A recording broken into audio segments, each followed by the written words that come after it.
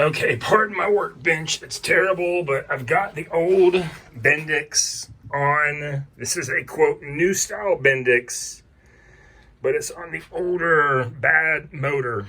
And I've got it in such a way that it's compressing enough to where this pin will pull out. See? What I'm going to do is I'm going to pull out this pin. I'm going to set it there.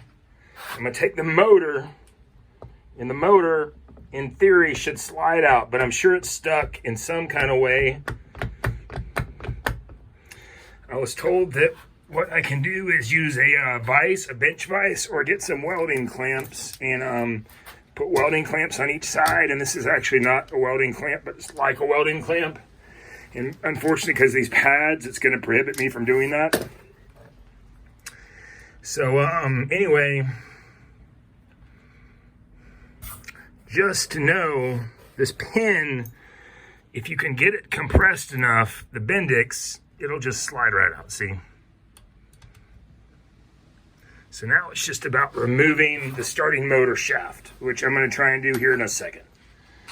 Okay, so I had this spring compressed enough to pop the pin out, but then I couldn't get the shaft out. So I'm going to hit it with some PB Blaster to see if that helps penetrate in there. I love this stuff. And I didn't know if I could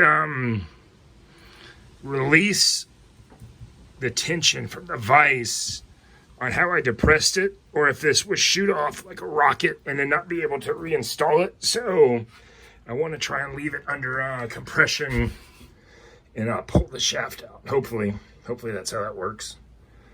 I mean, there's no telling how long that has been. This starter has been in my 8N, but just trying to get it working. So anyway,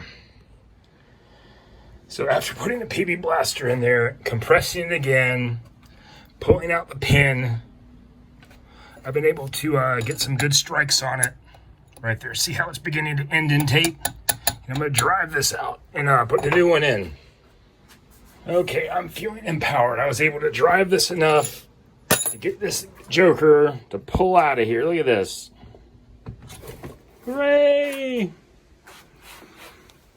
And now I'm just going to put this one in, and hopefully it slides right in there. Let's see what happens.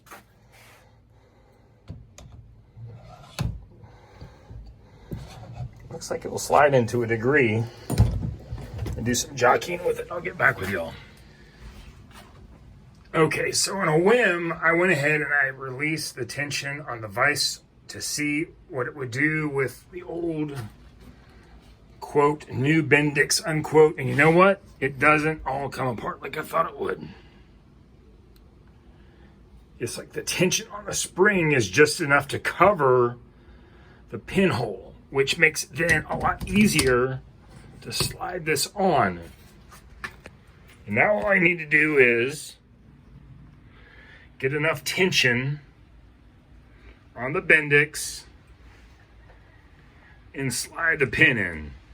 Now realize some of y'all are going to say, oh, but the centrifugal clutch is back and not up. But I had no problem pulling this out of the tractor or putting it back in the tractor with the centrifugal clutch not engaged forward. I figure once I get electricity on it and spin it inside the bell housing, I'm going to be fine. So I feel real good about this now. I had assumed to drive this out with this punch because there was probably tension on the spindle when I had it in the vise is my guess what's going on with that. Because now you see this is just goes slides off and on like a champ. Just need to compress that, which I'm going to do here in a second.